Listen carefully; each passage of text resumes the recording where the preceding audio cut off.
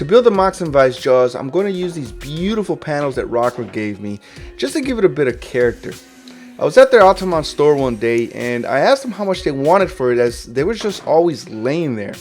They said, "Take it, it's yours." For the hardware, I'm using a Moxon Vise kit from Benchcrafted.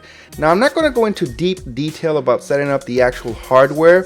It's just 2 cast iron hind wheels, 2 steel threaded rods, the 4 nuts, and a suede piece of cloth, which I wasn't able to use. Plus, they have very detailed instructions online that you can print out, which I did.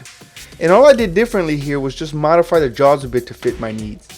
And now it's time for cutting and ripping. I cut everything to length, then ripped it to width, making sure to leave it just a bit heavy on all sides for final cutting later. Here I get to use a paper roll holder for the first time that my son and I built together. There's basically 3 panels to the jaw. 2 will be glued together to make it a thick piece, and the other will be screwed onto the bench top. After spreading the glue, I clamped everything together, and let me tell you, I used every bit of clamps I had. I definitely need to get more. When it was all dried, I scraped the squeeze out from one side, then brought it over to the table saw and ripped it to its final width. Now I'm clamping and screwing all 3 panels together to make it easier to drill the holes for the rods and to cut it to its final length. I used blue painter's tape to minimize the tear out and making sure to take light passes as well. Then I cut a 22.5 degree bevel on both ends and just one side going lengthwise, which will be the top of the jaw, and this is just for decorative purposes, that's all. Now I'm just centering the holes for the steel rods to go in. I used a Forstner bit to drill the holes as it leaves a very nice and clean cut. As you can see, the rods fit perfectly. Now I unscrew the back jaw here and then screw it to the bench. I used clamps and a mallet to help align it before screwing. What I'm doing here is using the back jaw as a template to drill the hole through the other side.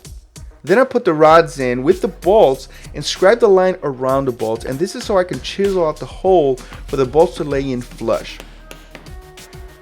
And that's it for the vise. Everything went smoothly.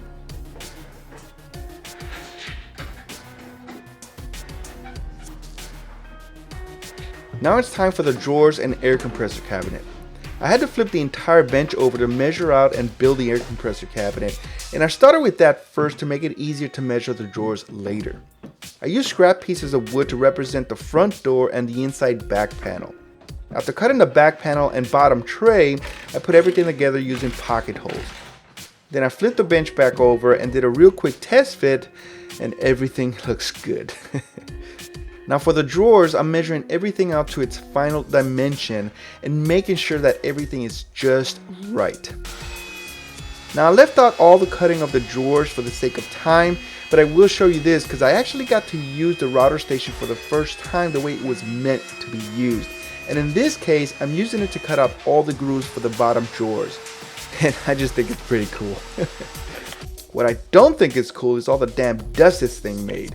So I'm going to quickly figure out something to minimize this. Why you put it like that for? Because there's a lot of dust. Then I just put all the drawers together with pocket holes, slid the bottom drawer panels in, and secured it with screws. For the slides, I went with the full extension over travel slides, and I'm using Rockler's drawer slide jig to install the first ones. To set the first drawer, I used 1/4-inch shims to space the bottom. Then I placed the drawer on top of it and screwed in the slides, slowly pulling the drawer out, screwing the back part. I used the first drawer to evenly space out the next drawer and slides. I first used a 3/4-inch cutoff to measure the space from the slides, and then I switched over to the 1/2-inch cutoff to measure out the drawers.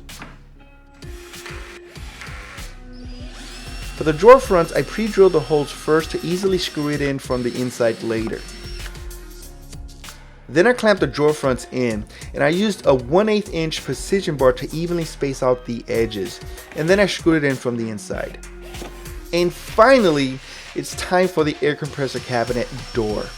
I'm using these hidden hinges for the door, and I've never installed hinges like this before, so to help me out, I'm using this jig from Rockler called Deluxe Concealed Hinge System. I know, it's a mouthful, right? But let me tell you, this thing just made it super simple and super easy to install. There's just no way I could have done it without it. I absolutely love it. It worked! It worked! Now we gotta clean up. And there you have it, folks. That completes this project. Oh boy, it took a little bit, but man, was it ever so much fun and so rewarding. In the next video, I'll be doing a full review of the Paulk Hybrid Workbench. Everything from the specs, the sizes, the features, what I like, what I don't like, and what I would do differently. And let me tell you, there's a few things that I would definitely do differently. So make sure to subscribe to be notified when the next video is published. Share and like this video, and make sure to hit me up on Instagram. Come on, don't be shy. Come say hey. With that said, peace, I love it for free, and I'll see you on the next.